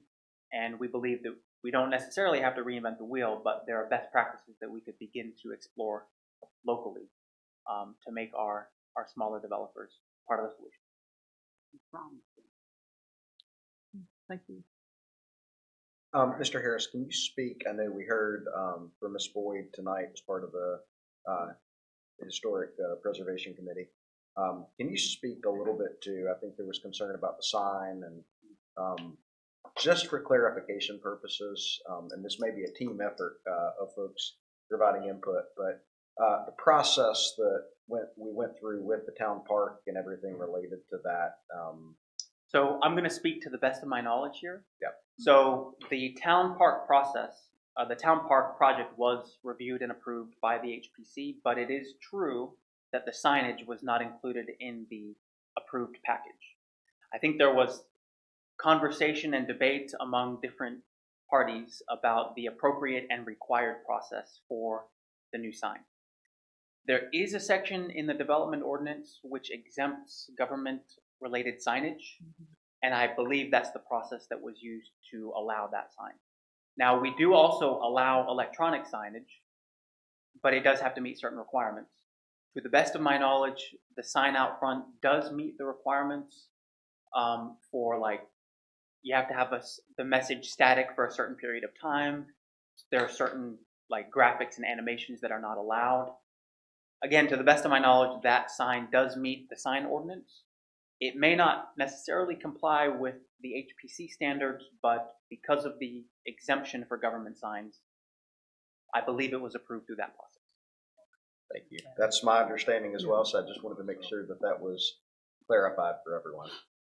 And I'd like to make a point that at the end of the day, we've heard for 5 years now that our community wanted more communication. Yeah. They wanted to know about events and things like that going on, hence the reason for that sign. And so perhaps at the expense of not being historic enough, it does achieve the objective of better communicating with our community. And I will stand by that all day long. Yeah, they probably didn't have electronic signs back in 1905. That's correct. So, thank you, Mr. Harris. And then the only other thing I wanted to bring to you for my departmental report is, and Alderman Miller may have planned to speak about this, but we are having our 3rd annual Garden Fest, which is the Community Gardens Oktoberfest themed fundraiser, on Sunday, September 28th from 2 to 5 p.m. It's going to be $20 for adults and only $5 for kids. We reduced the price for kids because last year I think we were charging the kids the same price as adults, which, you know, trying to raise money, but I think it's only fair that we reduce the price for kids. So it'll be $20 for adults and $5 for kids for entry. The adult ticket does include beer. We're getting our APC permit for that as well. I mean, it is Oktoberfest. And you said the date is what? Sunday, Yeah. September 28th. Very good. You may want to reconsider that fee for the kids, because if they eat like my 2 boys do, they have to charge. I was going to Well, say yeah. the same thing. We were going to do it for free, but then we were like, well, they're going to eat something. Well, you can't have the beer. No, definitely not that. But they will put away some food. It's all right. All right. Anything else for Mr. Harris? Thank you, sir. Thank you. Thank you. All right. Next is our fire department report. Chief Lanning.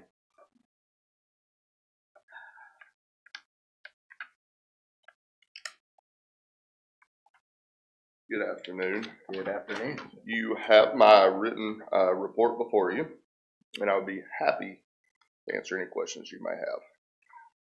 I've got one. You don't seem to be feeling very well. Sorry, are you? Chief. I was like, oh. This weather change has been an absolute joy. No, so I did want to highlight 2 things. One is or 2 things that are on the report. One that is not is National Fire Prevention Week being October 5th to the 11th. So we'll be very entwined in our schools, providing fire prevention courses and classes for them. And then we're doing another attempt at our fire station open house. In years past, we've had, you know, a very small showing. And so I'm going to have some publications and stuff to put out on social media to try to encourage people's participation in that this year. And an electronic sign out front to put it on. That is correct, yes. But the hope, right, is here's a 2-hour window, come in and see what we do, right? Talk to us, interact with us, and kind of give those people that maybe are at work 8 to 5 Monday through Friday when we're, you know, audience is a little different. We are closer to being back to fully staffed. Last Saturday, Arturo Garcia began as the firefighter assigned to C shift. And then Friday of this week, we were running agility tests to hopefully fill the last position that is vacant.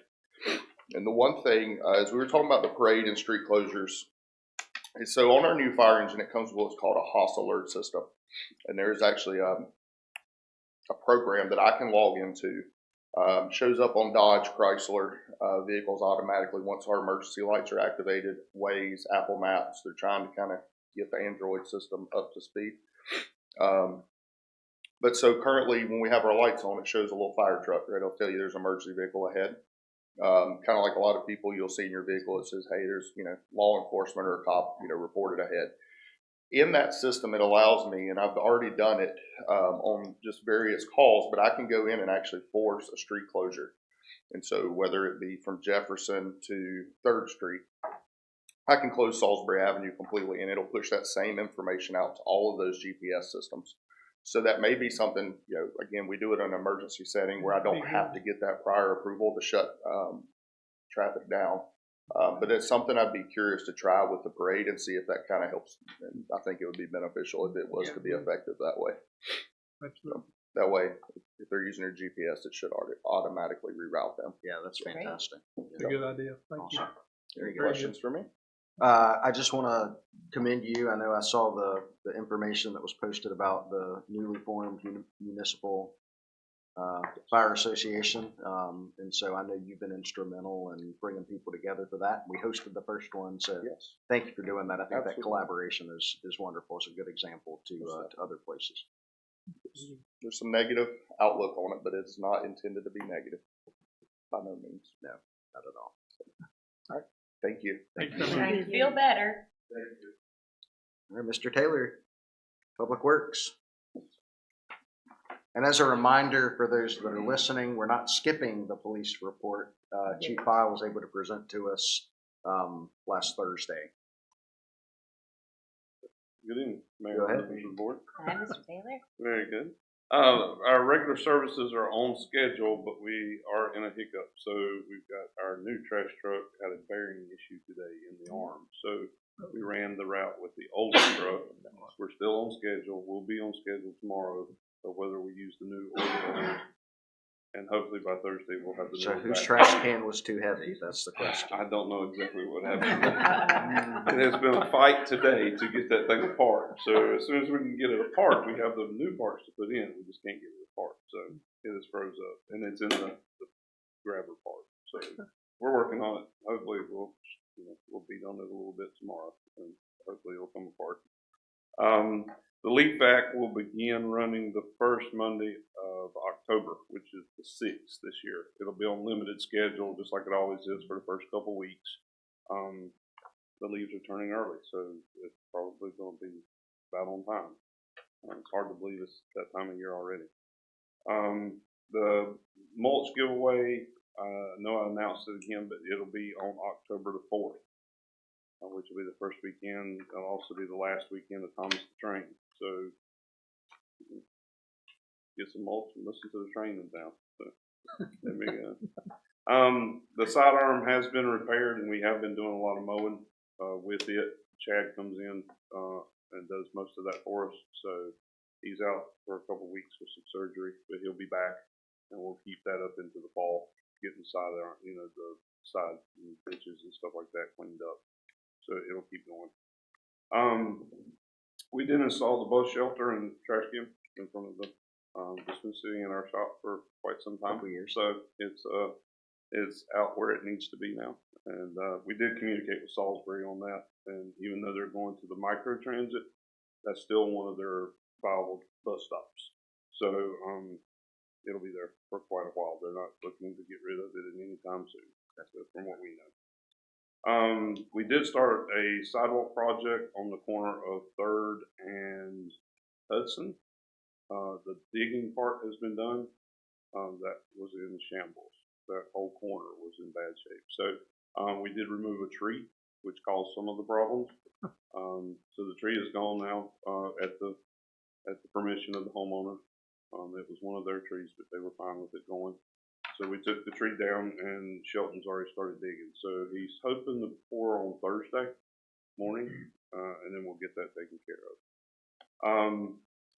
Ben and I did complete the CPO course for the certified pool, so we are active now, and we have applied for the permit through Bryan County, the health department, for the operational permit for this. We're still going over some of the details, but hopefully we'll have an inspection soon. and then we'll be operational with the splash pad. The the coating was put on yesterday. Yep. Yesterday.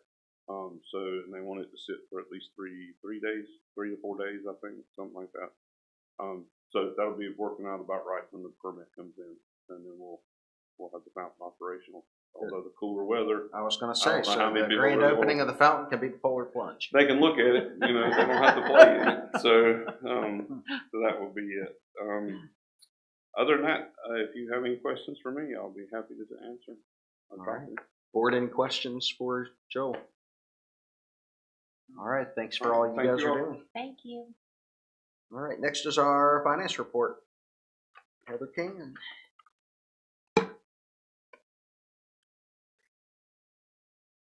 And again. Good evening.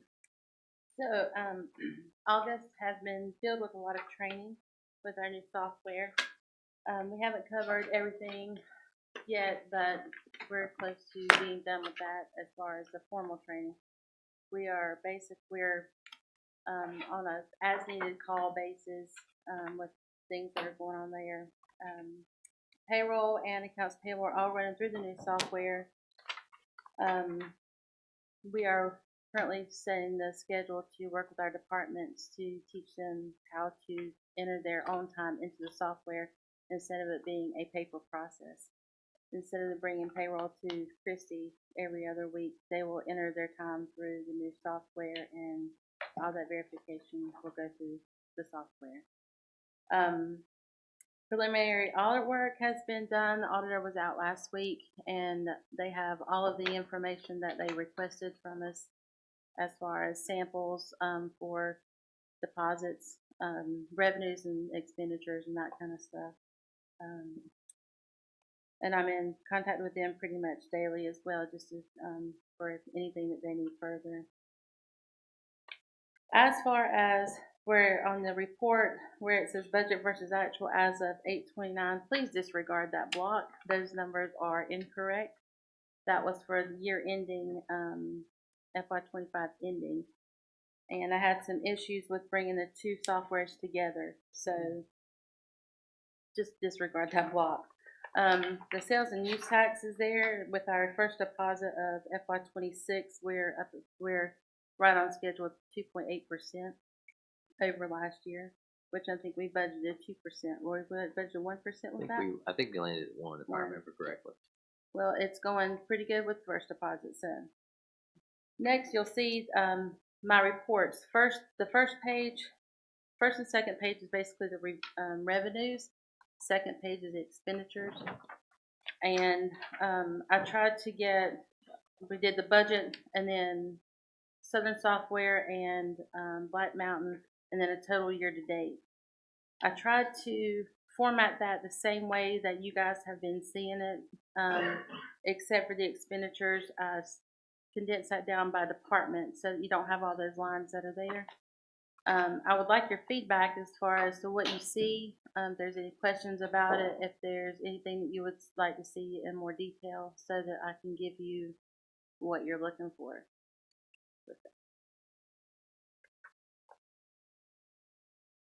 Feedback, board? I think it was great. I tend to like it condensed like this because it makes it easier for me to find, and I always know who to talk to if I need some more detail. But for me, who does not, does not consider myself an expert in finance, I find this much easier to review and digest. Okay, I like the condensed as well. I will put a percentage out for expenditures, so it's something that we are used to seeing. And in the new software, the reports that are there has the percentages there, but I will add that column there. And that way it's just easier to look at there. Anything else? I got an email that said something about employee benefits. Is that the payroll statement that we used to get? Or I didn't open it. I think that is spam. Okay. So either it's coming through our IT, they're testing you I think Or a lot of spam links. yeah. I don't know if it was a test or real spam. Right. Okay, well, But regardless, don't click on it. I didn't open it. And, I and just when saw you it say in doubt, just call. delete it. employee benefits, and I'm Yeah. thinking, no, I don't No. know about that. Okay. Yeah. I always say when in question, I delete it. If it's something that's really needed, they'll call me That's right. Oh, Yeah. okay. with it.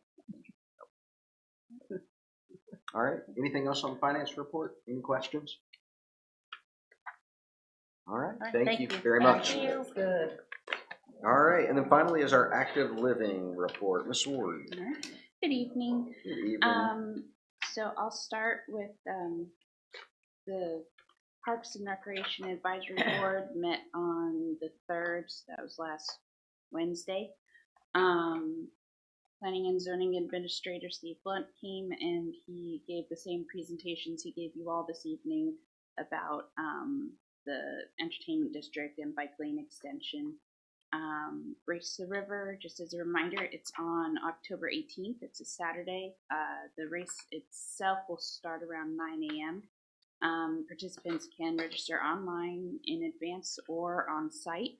They can run or walk the 5K. The Pedal Factory will provide an opportunity for bicycling. The fun run and award ceremony will be in Town Park, followed by live music played by Liam Pendergrass, who is Bob Pendergrass's son. Bob is the chair of the Parks and Recreation Advisory Board, and a big member of our community. Let's see, there will be food and educational vendors as well, and there's also going to be a bicycle rodeo. The medication take back will also take place this year as it has in previous years. Also a reminder that the official dedication of the Spencer Town Park, and specifically the atrium and just talked about this morning. Joe, what was the fountain? Those will be take place during National Night Out on October 7th. And the dedication portion will be around 6 o'clock. And Kyle, I think, already mentioned, but Trunk or Treat is going to be on Halloween, October 31st. The library, we have determined that the AC unit will need to be replaced, so we're still trying to work out funding for that. The gutters were cleaned on September 3rd. We needed a tall enough bucket to be able to reach those, and somebody with the training for that. Phase 2 of the blind installation is scheduled for September 18th. And Librarian McCraw asked me to make sure to let everyone know that author Pepper Basham will be at the library on September 16th at 1:30 p.m. And you should all have a copy of that flyer as well. And finally, artist Gina Franco has completed the mural over on 108 4th Street and has a large portion about the watch school. It was a pretty neat video that was, on the Queen City News. Queen City News. Yeah. Anna, I had 2 quick questions, and forgive me for not knowing the first one. The AC unit at the library, is that going to impact their ability to heat over the winter? Yes, it is heating and air. Okay, all right. And then, because they occurred on the same day, do you happen to know if the Parks and Rec Advisory Board is aware that the library gutter project is now complete? Yes. Yes? Yes, Okay. I did let them know. Great, thank you. You're welcome. Related question, and I'm pulling this from way down here, so if I'm wrong, then you guys tell me I'm wrong. But one of the reasons that we cannot or have not made use of the second floor of the library is because of HVAC lack thereof access, right? Is that right? That and ADA access. The bigger one's the ADA. Okay. Yes. Gotcha. Okay. Yeah, the lack of climate control is more so why it's not used for storage either, but ADA access is the main reason it's not used for programming. I guess the reason I asked that in ADA, I mean that's a whole kind of different cost price point. But if we're gonna have to replace the HVAC for the library, it seems to make sense to the extent possible, think about that upstairs too, just so we're not duplicating efforts at some point in the future. But again, maybe if the ADA. You would likely have to have a totally separate unit Gotcha. as well. So you're probably talking, I mean, Joel, you can probably speak to it better, but you're looking at 2 units instead of the, Okay. And I imagine that plus plus running the ductwork and everything like Okay, that. all right, Yeah, the so duct totally work. separate. Okay, yeah, okay. And electrical. Good thought, though. Yeah, gotcha. it's a very old building with a lot of, yes. if we would have won the Powerball, we could have handled it. I'm still really upset about that. I thought for sure I was in. I didn't buy a ticket, but I had dreams. You might have. I had dreams. And yet you're here, which means you didn't win. I still would have been here, but I would have brought gifts. All right. Board, anything else on the active living report? Since we were on the discussion about the HVAC and the heat system there at the library, now have there been many quotes that have been? We've gotten at least 3 quotes. Joel, I don't know if you remember more than I do, but on what the quotes look like. So we received multiple quotes for both making a repair to the specific issues, which left some unknowns, and also full replacement. Those that were giving quotes for repairs were advising us against that path due to the age of the system. And so, yes, we have gotten multiple quotes. The issue is this is something we don't have in the budget. And so we are continuing to analyze how we might go about this. There's not really a good answer. We need some more data through our current fiscal year to see if a budget amendment might be possible given savings in our existing budget or revenue improvements elsewhere. But that's where we are with it right now. Do we have an anticipated time frame at which point we think we can make a decision? Yeah. I just don't want it to get too far into cold weather. Yeah. That we start actually having a negative impact, obviously, on staff and visitors, but even more so on equipment and contents and pipes and things like that inside. We don't have a time frame as of now, but we obviously, this is something we need to. Do you need direction from the board on the time frame? We don't need direction, but we just need money. We need money. Right. Right. I mean, I get it. I feel like within the next 2 months, we need to have a clear path forward about what certainly. We're gonna do. Yeah, supposed to be a cold winter this winter. Yep.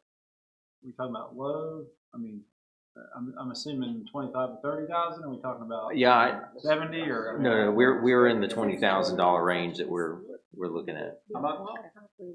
This was going to be about a $20,000 project. Yeah. Is the equipment available if we decide to make a decision? Yes. So it's not a hold up on ordering stuff or anything. As of the time we had our quote, I think we were within a maybe 2 to 4 week time frame of, So. Well, if you need the board's help to go over there and us blow hot air, we're pretty good at that. I think, so we'll be happy to do that. Well, I mean, the other thing is, climate control for the documents and artifacts and that's that's the big concern. That's a real concern. Yeah, we don't want mold and all that. Yeah, mold would be a real issue. For sure. All right, anything else, board? All right. With that, we'll move to the town manager report. All right. Well, thank you very much. We've talked a little bit about EB 5861 tonight, and I just wanted to share. There's what you heard tonight was one idea about a design of some alternative ways to work towards the goal.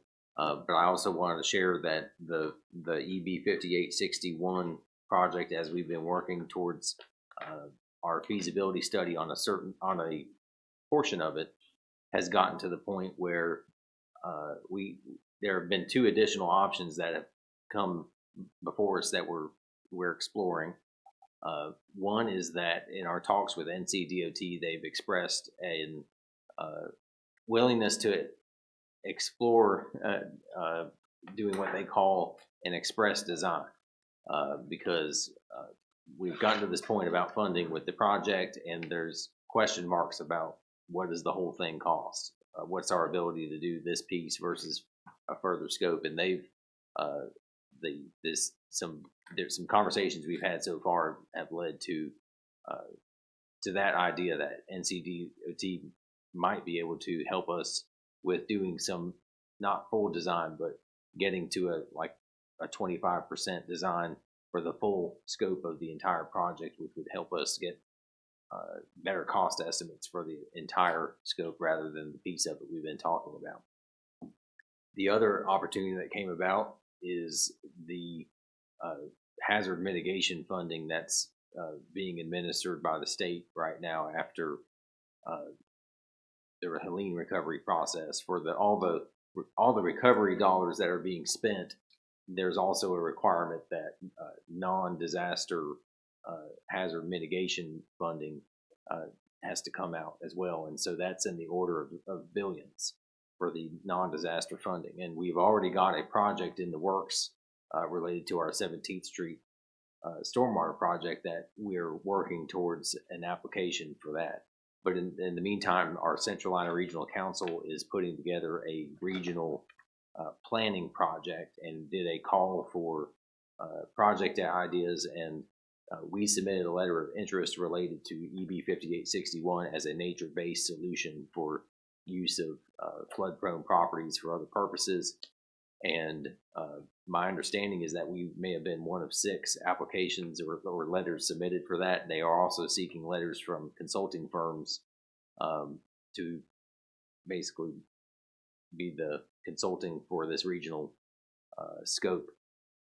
And I believe there were 3 firms that submitted letters for that. So we'll see where that goes. It may be one of these things where multiple pieces of the effort come together to help advance it, but I wanted to just share a little update about that. Very good. Thank you. Board, any questions on that? Any other questions for the manager beyond that part of the report? Okay. Thank you, Mr. Franzese. Thank you. We will move on to requests and comments by the mayor and board, and we will start with Ms. Sledge tonight.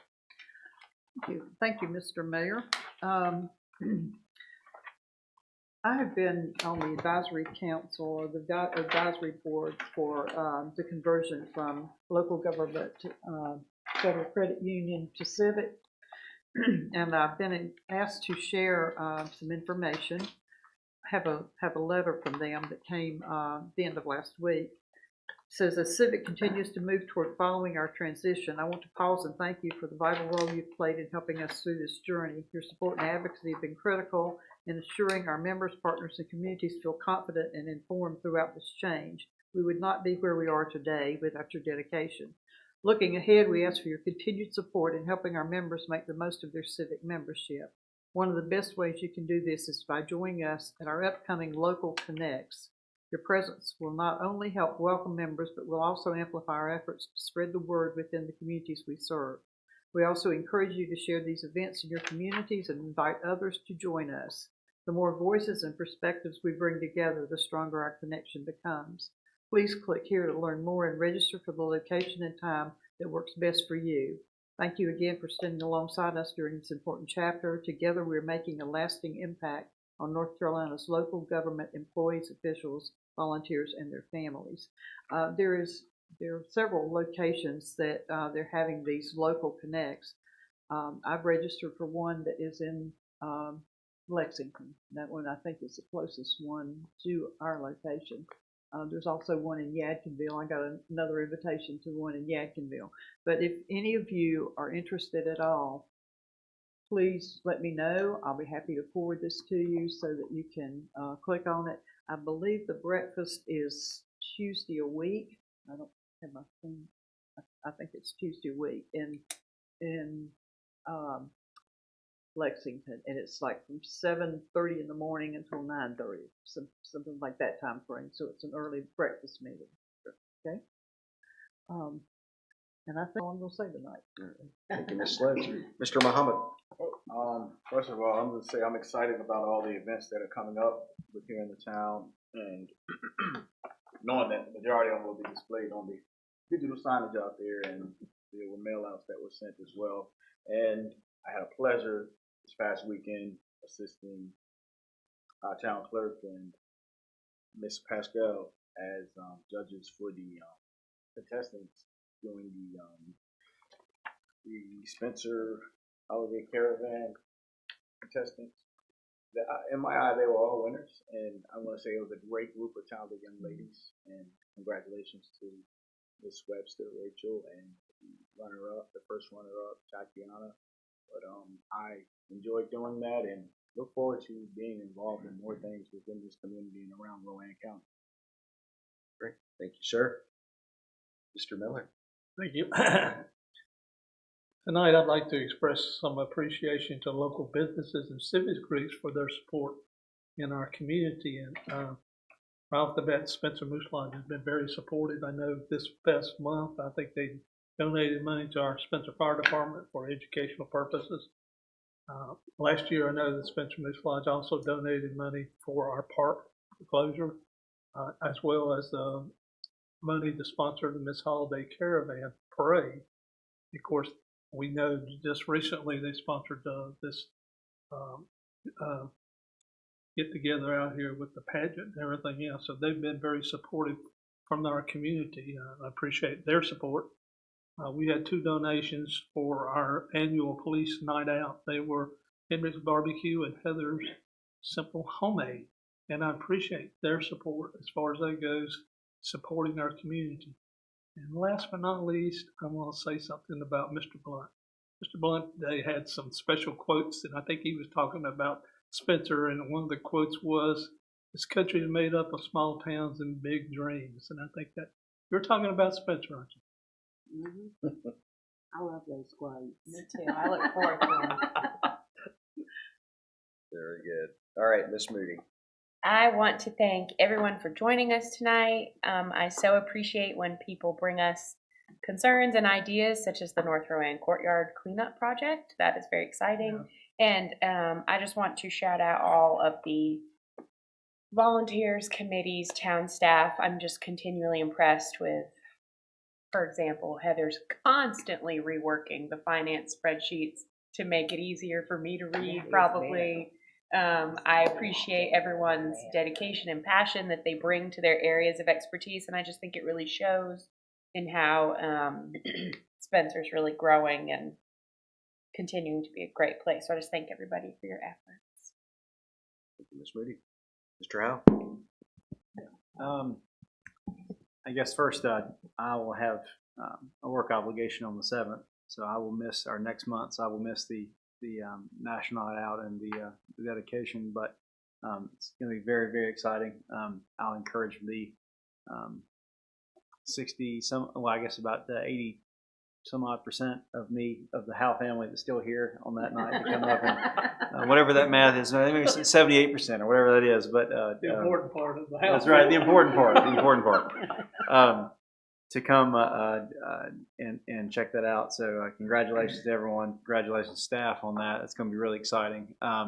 You know, to borrow on previous comments about the weekend and all the neat things that we talked about tonight that are coming or have just happened. In addition to some of that, I don't want to leave people out, but all the work that the folks with the event today, this past weekend did. You know, Kathy Griffin, who opened her heart and her wallet again to help us out, and there are others. I don't want to rain on parades by not naming everyone, but she comes to mind in addition to Mr. Miller name, which I think is just fantastic. And so I think the challenge becomes we need to make sure that we do as much as we can to keep that going. I used to have a former colleague who had a saying that to make something a big deal, you have to make it a big deal. And so I think we need to continue to do that to make as much as possible what we're doing a big deal. So I think kudos to everyone, both here and out there and following along, or if you're doing none of those but you're still helping, keep going, keep it up. All right. Thank you. Mayor Pro Tem. One thing I wanted to announce, we better keep an eye on Peter because he's a natural teacher. We were spent all day last Friday over at North Rand High School in the civics class, Mrs. Grubb's classes, and Peter was just awesome. And I told him, I said, well, if you ever get tired of what you're doing, you're a natural teacher. And the kids really responded to him well. And we got to see the students out there working in the courtyard. They actually have a club day, and I guess that's one of the clubs, you know, working on the areas to make it look better. And when when Winna was talking about the courtyard, when I attended junior senior over at North Rowan, we used that courtyard as part of our junior senior prom. And of course, Beth probably remembers all this too, and several of you. And then the outside courtyard was the one that was always used for people to go have lunch if they didn't want to stay in the cafeteria. So I really want to see our town do that day of caring and get that declared and send some people over there, citizens and whoever we can get to help the kids over there at North Rowan know that we do see them and we are behind them 100%. I'm actually meeting with Crystal McCrae, Outreach Director, on Monday.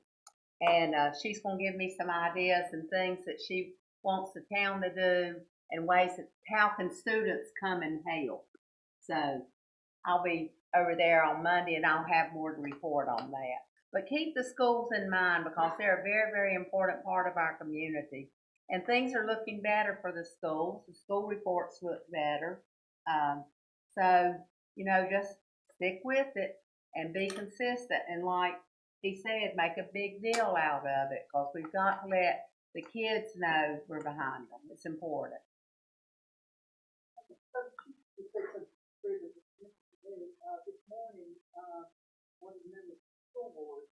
Stopped us at the table. I was sitting there with my friends having breakfast, and one of those citizens had been at the ball game on Friday night and noticed lights out, and so some of the lights were not burning, and so that has been reported to the school board, and that school board member said she would report it that day, and so you know, we have other people, you know, appreciating, and they've had several people who commented how good the field and everything looks there at the school. So people are noticing.